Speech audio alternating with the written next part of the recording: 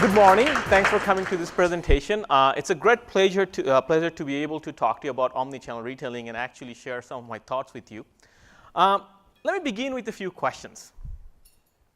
How many of you are actually carrying a smartphone and actually thinking about the fact that this smartphone allows others to potentially track that you are in this room? So it allows us to know your geolocation. Can you please raise your hands? Great. Now, have you thought about the implications of knowing your location? And also the fact that you have so much information available at your fingertips right now with your smartphone. So, these are the abilities that is actually changing the retail landscape as we know it. So we're changing radical shifts basically in retail landscape because of the technological advancements. Knowing the fact that you are in this room, we could potentially send a message to you. So can retailers where you're actually standing inside a retail store. But more importantly, you could be standing at a retail store and actually looking at any information you want, thus limiting the ability of the retailer to take advantage of geography and customers' ignorance. So what we're seeing is the online and physical world, the distinctions are vanishing. And because of advanced technologies that are enabled by smartphones and other devices, that are coupling basically physical touch and feel information with online content, and thus creating an omni-channel retailing world. And I want to first sort of give you a perspective about how it is to really shop in this new environment. So let's look at a short video to get a sense of that. Welcome to Pointer. Let's go shopping. A Seattle store that claims to be changing the game by merging the in-store experience with online convenience. It doesn't take away anything good about shopping, but it gets rid of nonsense. No piles of products, no mannequins and merchandise. This is it. And here, customers control the goods with their phones. Using a special Pointer app, you scan the product code. The system asks your size, assigns you a dressing room, and within 30 seconds, your choices appear. The store was designed with male shoppers in mind. It just was easy, and I kept buying. I kept I want to try those, I want to try those, I want to see more come down the street. And you wouldn't have done that before in a traditional store? No. Even those that think they're hard to fit. When I got these, I'm built kind of differently. So they had my size, but they didn't. What does that mean? Differently than what? I got a little jump. But the concept has women coming in too. Once people see what it is, this store will appeal to any person who wears clothes. For mother and hairdresser Ivory Anderson, the appeal is not just what she finds in the store, but also what she doesn't. Crazy shopkeepers. Trying to sell you things. Right. Or a 17-year-old with their first job who is a size 0 who doesn't understand, In fact, in the privacy of your dressing room, you can try on as much as you'd like. I can't be sure, but I might need a belt. Need a different size? Use your phone to order more and drop any unwanted items down the return chute. The system updates on your phone. So whereas in most stores they keep all the inventory out in the store where you can see it, here everything is hidden behind this wall. Thousands of jeans packed into a micro warehouse along with a super secret delivery system that we're not even allowed to see. It is kind of our secret sauce. Shurabura says that top secret, super fast system is what helps her to keep costs down and customers happy. A few large retailers are now interested in buying it.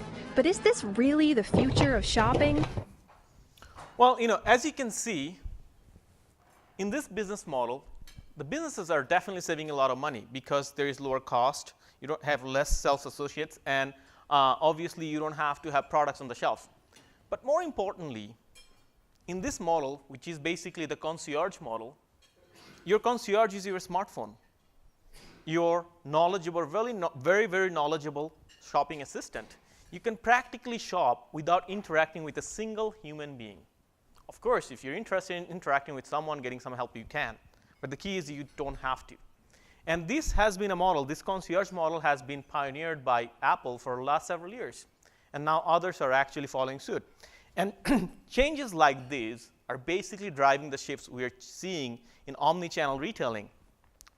In speaking about the customers of eBay, the CEO, John Donahue, he says, we're finding out how people shop now. They're standing in a line at Starbucks, let's say, and they start browsing on eBay. They see something they want, and they buy it right there. Now, this is great as long as you're buying your Starbucks coffee or latte and you're doing multitasking. No problem with that, right? Starbucks is cool with that. But this is a worrisome practice if you're standing at a Best Buy store and then you are actually looking for prices of a product you're looking at on Amazon or buy.com. And apps like Red Laser, which basically allows you to scan a product and it will basically find the prices of this product on other competing sites, allows you to get that information right away. Now, if you're doing that standing at a Best Buy, let's say you're buying a camera, Nikon D5200, and you see this camera, you really like it, now you really want to get a better price. You're basically taking out your cell phone, I'm sure some of you have done that probably, and looking at the prices from other retailers. You're showrooming standing at Best Buy. It's a worrisome thing for Best Buy. Now, this is not just, the omnichannel retailing environment is not just empowering the consumers. So there is also something for the retailers. Knowing the fact that you're in my store, right? When someone is in your store, you can actually reach them in a very, very personal way. You can send them a very personal message, give them some upgrades, give them some coupons. This is what is happening in Apple stores with their iBeacon technology. The moment you walk in, they know you are in the store. They know that you may like an upgrade, right? So these are the things that are possible now in this environment. And definitely, as retailers, you need to compete in a very innovative way.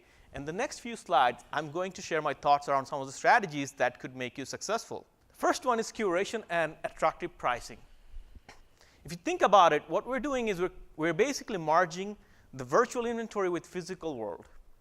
And it's very easy for customers to be lost in this sea of products. Now, it's your job to really help the customers.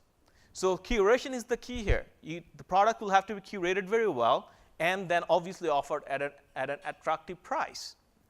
A great example is Amazon. If you look at Amazon, practically anything that is carried on Amazon is also available on eBay.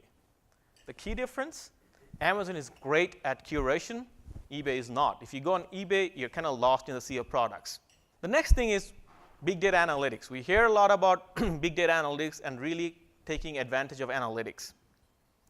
If you know a customer who has been to your store a few times in the last couple of weeks and left without buying something, and you can know that because of the apps and the check-ins and things like that, and then this customer is in the store today, maybe it's time to convert the sale. Send him a coupon for $10, and he will probably buy the product that he's tracking for the last several weeks. And you can track all this data today and actually use the history and analytics to predict that this person is going to convert if you send this coupon and convert the person. Now, naturally, as human beings, we're going to be trying to get the lowest price available out there. As retailers, your job is to really deal with it, right? Now, how do you deal with it? Well, let's try to avoid price comparisons. Focus on distinctive features of a product so that it's not really that easily readily available to compare with other products. A great example is mattress shopping. If you think about mattress shopping, any mattress that is available at the Bay, let's say Siemens, is practically similar mattresses available at Sleep Country or other retailers. The difference?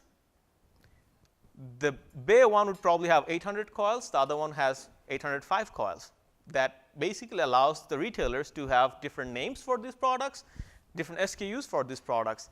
As consumers, you can no longer compare them apple to apple, right? So these are the ways you can really make things a little bit more difficult, so increase the search cost. The next thing is we're talking about virtual inventory merging with physical inventory. So it's important that the product knowledge the consumers gain in one channel is actually valid and carried in another channel. So if someone is shopping for a pair of shoes, standing in your store, they don't like any of the designs in the store.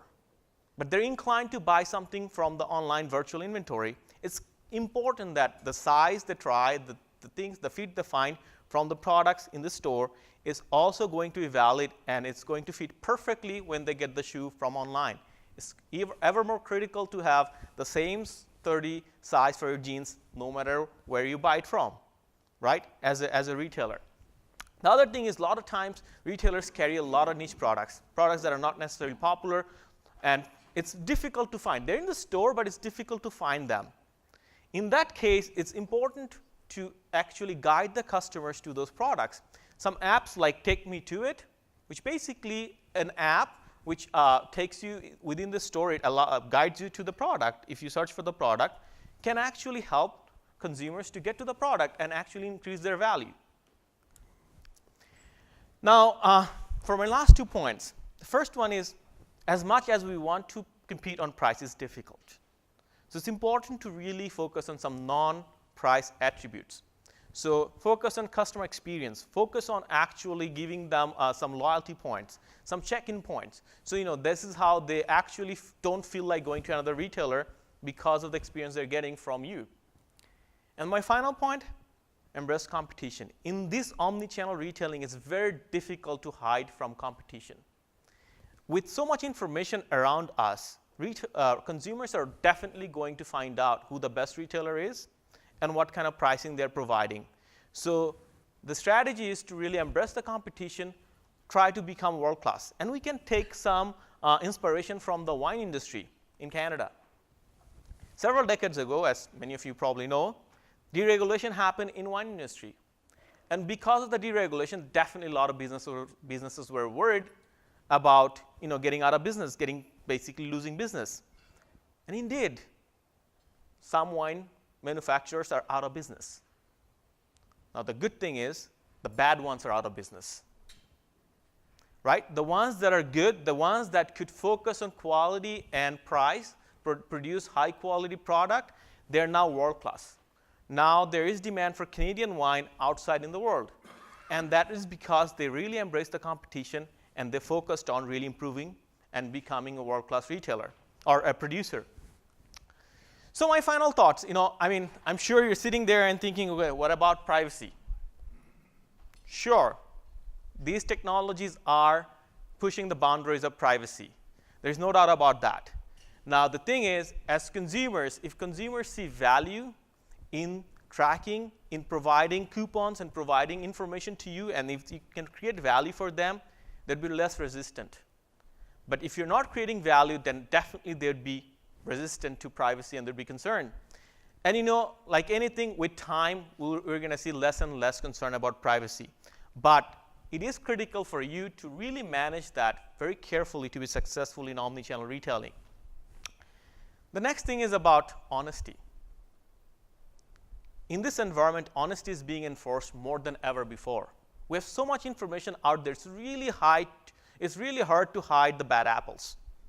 If you provide some bad service, it's going to be on some sort of site, on review sites. It's going to be out there. So if you think about the ski hills, right now it's very difficult for them to lie about the amount of snow they have on the hill, because you have apps, right, where people actually find out from other skiers the amount of snow. They don't really rely on the hills. So honesty is really being enforced more than ever before. And finally, retail has always been at the forefront of recognizing social trends and actually adapting to them. And therefore, we're seeing so much shift in retail. The tectonic shift we're seeing in retail is because of the social trends. And I firmly believe the geolocation is going to impact all industries. There is a lot of value in knowing the exact location of your employee and the amount of time they're spending on a task in the oil patch. And I bet you Malaysian Air would love to know the geolocation of the plane that is missing. Thank you. Thanks very much for the opportunity to speak with you today. I was asked by the university to be the industry expert, the counterpoint to Dr. Rahman, and we got to know each other over the last number of months. And from my many years of experience dealing with retailers, I really think that he's on the money. The first thing I want to do is refute what he said, though. You kind of get the you kind of get the impression that omnichannel retailing is a pretty recent event, and I don't think it is.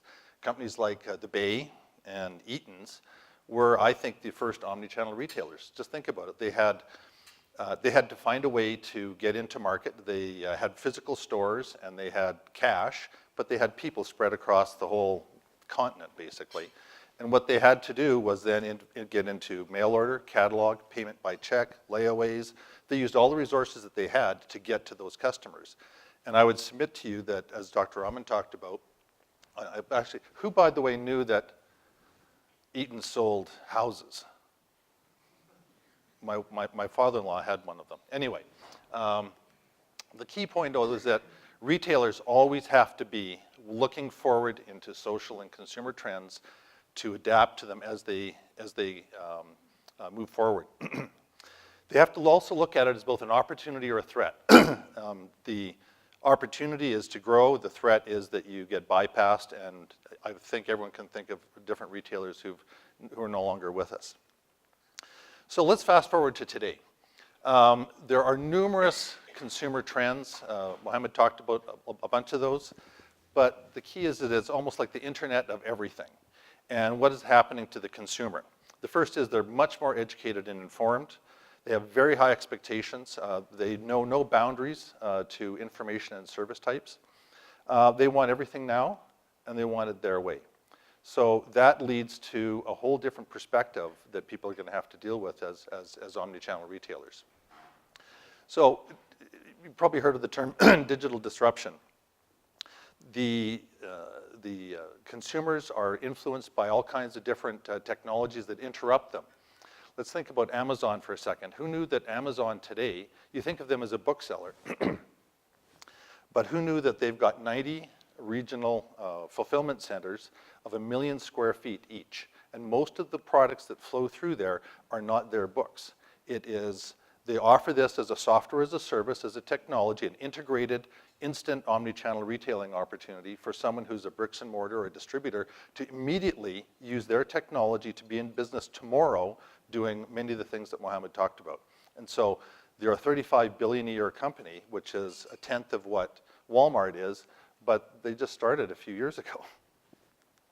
So here's another application that I think is very disruptive and a very good example. It's a company called Flip out of Toronto. What Flip has done, if you can sort of see in here, whoops, I'll go back. I got to push the right button. If you see here on the left-hand side are all flyers. Everyone gets flyers in the paper. So what they've done is they've digitized those flyers. They've extracted all the prices and the products, and they allow you to do a search for something like chicken, and look through all those flyers, and it'll tell you who has the lowest price for chicken. But more important than that, if you've got a list of 4 or 5 or 10 different products that you're looking for, it'll show you which flyer has the cheapest price. But for the sake of convenience, they'll put them in a shopping basket and say, you know what, Superstore has the best aggregate price for the 10 things in your shopping cart. So I think the name Flip is very apropos because it's turning the retail world upside down. So let's talk about the customer's sales assistant. And this one's kind of funny here. No big surprise, it's the smartphone. So in there, there's technology today to do all these things. Compare prices, review anything, item availability, find stores, product information, images, videos, social sharing. And for many people, they like the fact that it's easy to find, much easier than the sales associate in the store. So that's great. It answers questions, but the unfortunate thing is it's not for that retailer's store. I saw a chart.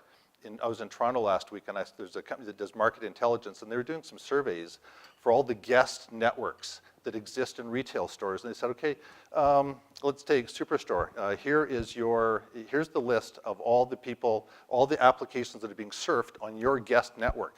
Not one of them was from Superstore. It was everything else except for Superstore. And that's scary. So the question from an industry perspective is, well, is this omni-channel retailing, is this something that is for real, or is this another dot-com bust? And I'm going to say this is the real deal, and there's several factors for that.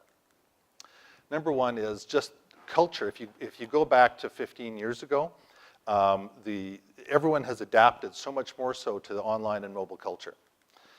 The smart retailers back then did not have the infrastructure to be able to respond to online selling, mobile shopping, integrating with Amazon and other delivery organizations like that. But all that technology is pretty much in place today.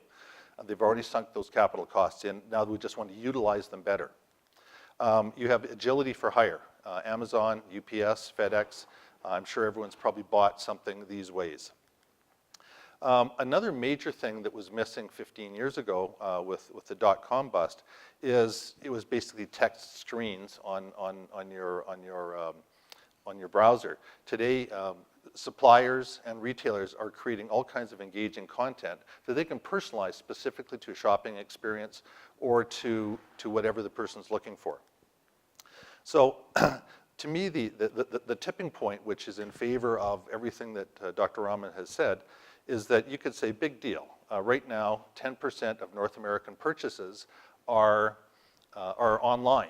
But the important thing is that 50 to 80% of everybody who is doing product searching are doing research online. And now what's happening is the savvy retailers and all these other disruptive technologies are presenting offers to do business right now. Right now when I'm researching TVs or a new car, the offer is right there in a different way that has to tie into the infrastructure of those retailers or be bypassed.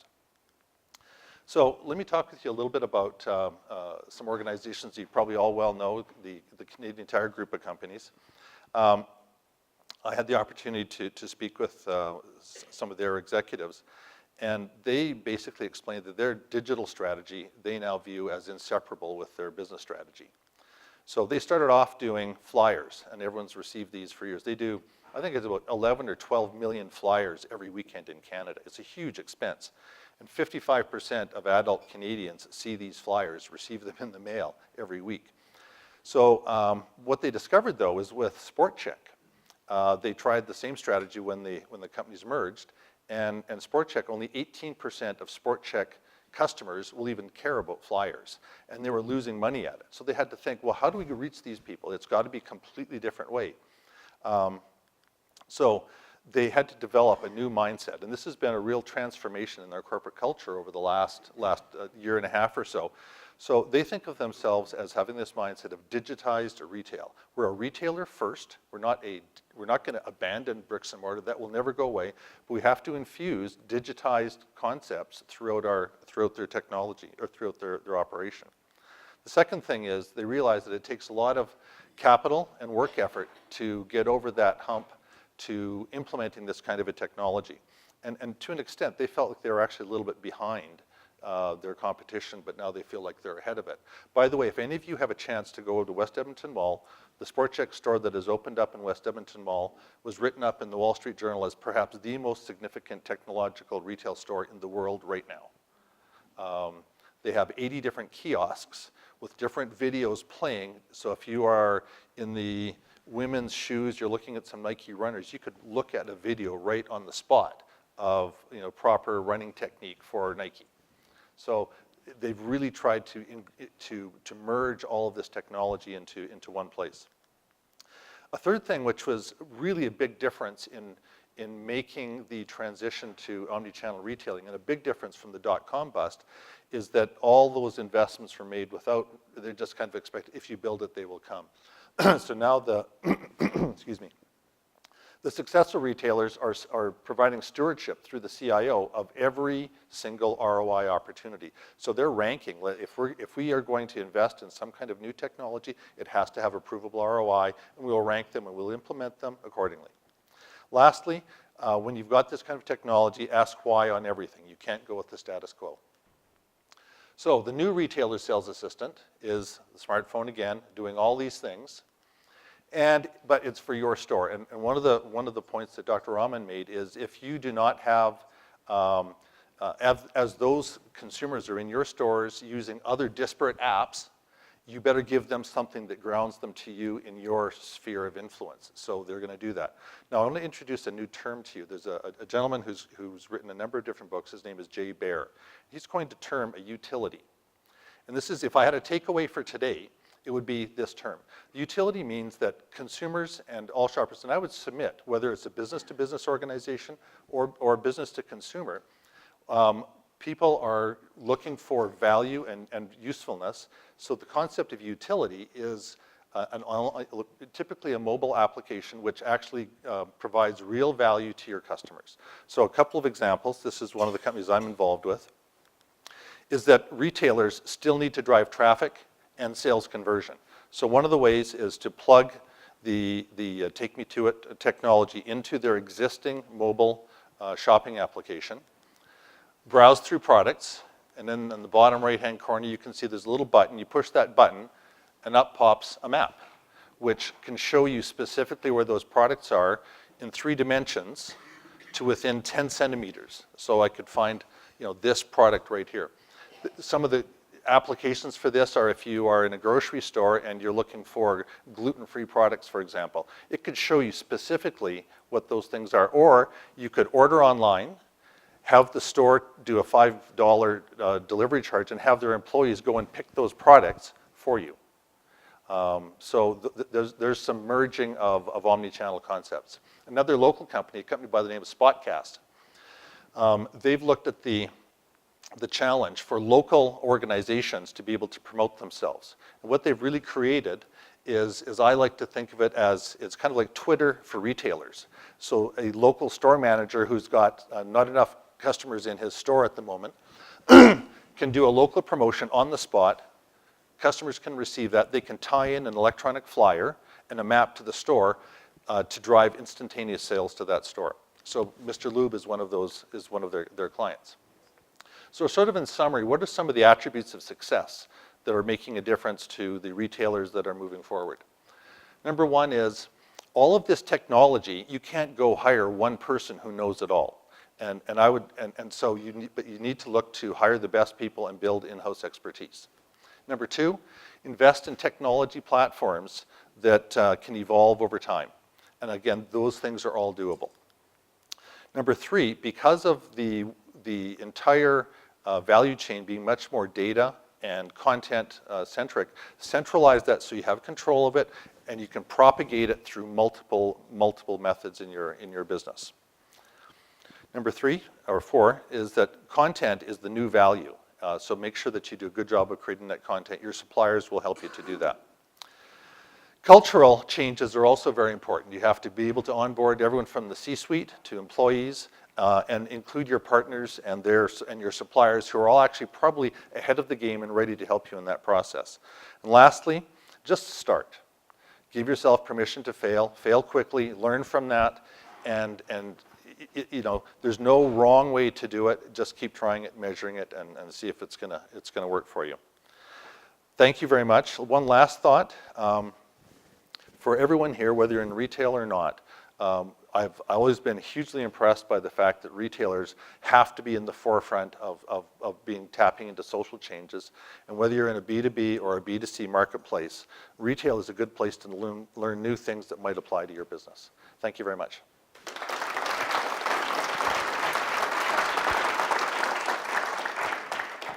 What we do now is we have time for questions. However, I'm going to start with a question for each presenter just because I have the mic. All right? So my first question is for Mohammed. And Mohammed, I'm wondering, can you give me an example of a store that has been really successful with this strategy that you've just talked about? Well, I guess, like a store you could think of in Canadian context is MEC. Right, so it is very big on digital. So it's been really very successful in combining all the strategies and really creating a lot of exclusive products, great products where its members are really happy about and doing very well. Another store that comes to mind is Williams Sonoma that did extremely well. So in this Christmas season, almost all retailers are in negative except for that retailer.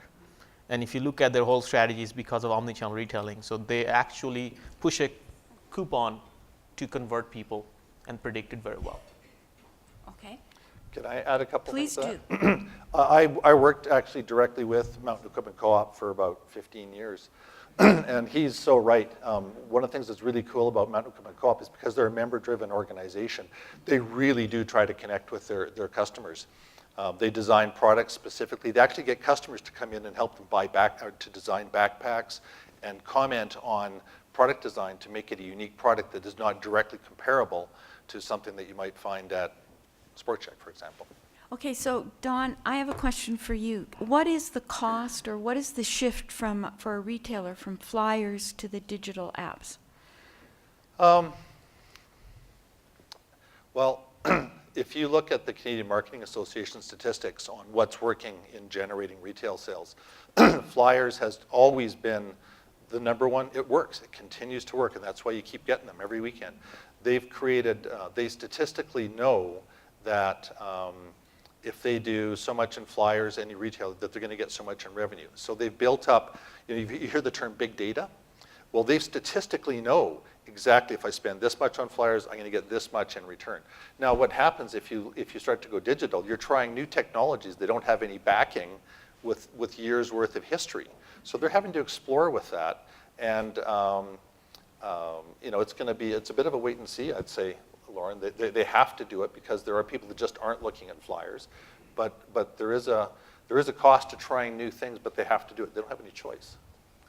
Okay. Are there questions from the floor? Okay, Kim. I love retail.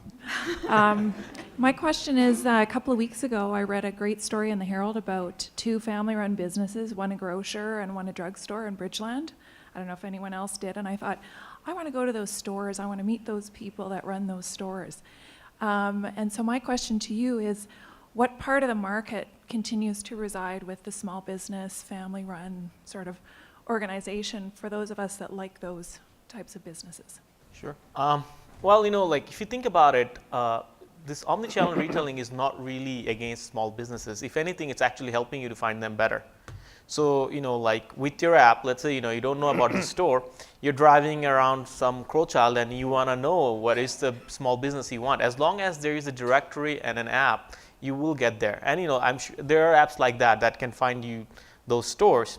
Now, the challenges obviously would lie with them as well. They have to make sure they cater to these customers who are now so much more connected to technology. So they cannot be totally behind, but I do see that, if they do well, they'll get more customers because, that information is going to be out there very quickly. From my perspective, I'd say that the more specialized the product is, or the product knowledge and the self-service, the more that those smaller businesses will thrive. If you've ever been to New Zealand, New Zealanders don't let big box companies come into their country because it kills all their little businesses. And it's so you go to there and it's like going back 30 years in time to all these wonderful cottage businesses everywhere.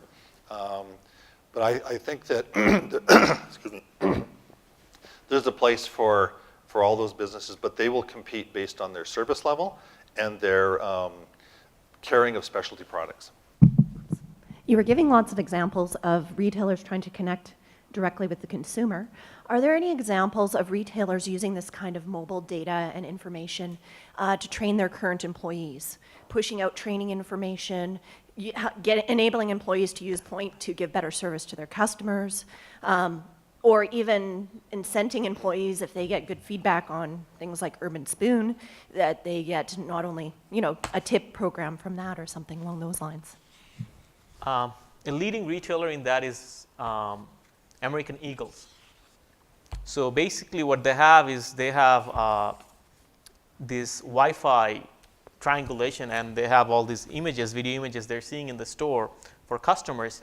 And based on those, they actually send sales associates to customers, figuring out that this customer is probably looking for some help. So, there is definitely great use of these technologies in terms of helping employees and really doing better. And a lot of restaurants are now taking orders based on iPads and things like that. I don't have concrete data, but I wouldn't be surprised if some of those are actually tying some of the incentives based on those usage. From my perspective, a growing number of retailers are outfitting their employees with smartphones. Interestingly, the iPhone more than anything else, because they will also integrate it with, they call it a sled. Think of it as a very ruggedized case that has scanning technology. So those employees will have apps, more so for internal functions, but they can also go to their website to check things out too. The use of iPads and tablets has become a sales tool for a lot of organizations who also have good online websites so that they can answer a customer's question by going to the website and at the same time help that employee to become, or that customer to see that those kind of answers are available online in a very fluid way. This question is for Don. You mentioned that you have worked with marks and sport experts, and I recently learned that they remove the commissioning structure from their sales force on the floor. So talking about the digital disruption, is also this part of their digitized strategy that they have currently establishing? So how good now the employees would be affected? Well, I don't know if you know exactly, but in your point of view, what would be the impact to change also how the sales force structures will change due to these new technologies? I wasn't aware that they had done that. One example of that does come to mind, though, is that Future Shop and Best Buy are owned by Best Buy. Future Shop uses a commission structure, Best Buy doesn't. So I think that was there to promote customer service and to make the customer experience feel like they're not being hit on by a commissioned salesperson to make to make it more educational. I could see that in Work Warehouse's case. I think it could well be the same kind of thing. Is there someone here from Work Warehouse that could comment? But I think overall, consumers don't want to be sold. They want to have somebody help them to purchase things and to make an informed choice. And the digital component of that it's huge. If you've got really good content, really good information that you can provide to your employees, that should be equally accessible to your customers on the sales floor or wherever. Question around, I think really closely related to digital retailing and showrooming and all that is the payment side, and wondering where you guys see digital wallets and mobile payments, et cetera. How do you see that evolving in Canada? Wow. So the concierge model I talked about, it's all about digital payments, right? So this is where, we're moving to that model where you can practically do everything with your smartphones, including paying. And in fact, I believe in Apple stores now you can do that. So you basically walk in, you pay with your app, you walk out, right? You can do that at Starbucks. You basically pay with your app and you leave, right? So definitely that's a huge part of this transformation. And there are lots of interesting challenges there because you have to worry about security, you have to worry about lost cell phones and things like that. But I guess the good thing is we can probably learn from the Japanese and the Koreans because they're so much ahead of us in those technologies and in terms of those payments. So certainly that is going to be a critical factor, and the banks will probably have to make sure they're actually on par in terms of providing those services when it comes to clearing payments and things like that. Yeah, just a quick thing. I know that digital wallets just haven't caught on in North America. The usage is much higher in Europe. And it's a cultural thing. I think that the cultural, somehow that cultural change would have to change to increase adoption. I know that there are companies out there. There's another Calgary startup company which has created an ability for you to order. So suppose that you have a product which could be bought online, but you can pick it up in store at Mark's Work Warehouse, for example. You can actually pay for it, and it actually gives you like an electronic chit, if you like, that is redeemable in the store. So you can pay anywhere and pick up from wherever you pick. So they're actually divorcing the two technologies. So there's all kinds of interesting things coming down. But I think cultural change just hasn't embraced it so much in North America yet. Okay, I do have one question. How many apps am I going to have on my phone? Well, that is a very good question, actually. One of the things that people are, because one of the companies that involved, we had to look at the Take Me To It application. Do we make it a downloadable app, or do we just make it a plug-in to someone's existing mobile website? And the answer resoundingly was to make it a plug-in to an existing website, because people don't, there's definite pushback in having to download apps all the time. But from many retailers' point of view, or any consumer, you've got a more captive customer. If they've brought you to download the app, then they want that captiveness. So it's, you kind of have to do both if you're the retailer. Yeah, and where I'm thinking is, I think most of us have got pretty savvy about not giving our emails to stores anymore, even though they're going to send us coupons, right? Right. So there is that. I have a question for Mohammed. You still haven't convinced me that my privacy isn't of utmost importance. Is there going to be an app for protecting privacy? Potentially. There are apps that are probably protecting your credit cards and other stuff. I would say this, definitely there would be a lot of concerns about privacy. And it would vary between age groups and the type of customers you are, how technology savvy and all that stuff. But think about the internet. I guess, it seems like we always had it, but it's not the case. Internet was commercialized in 1994, around that time. In the early days of internet, people were really worried about going to the internet and doing anything there, right? I mean, touching a computer was kind of scary. Today, I would bet that you don't even worry about doing anything on internet. That's because it has become so integral part of our life, right? So over time, we just don't worry about that. But these privacy concerns that we're talking about, the same things were there on internet. But when I see on Facebook people talking about every single moment of their life, I suspect it's really not a big concern anymore, right? And over time, I would bet that this is not going to be a big concern. At the moment, it's an opt-in thing. It has to be done for the retailers because you don't want to basically force everyone on it. But once you become something like Facebook, you just say, I don't care what the users say. I'll just remove this privacy option from you, and you either stick to it or you leave. But most people don't leave. Thank you so much for coming today.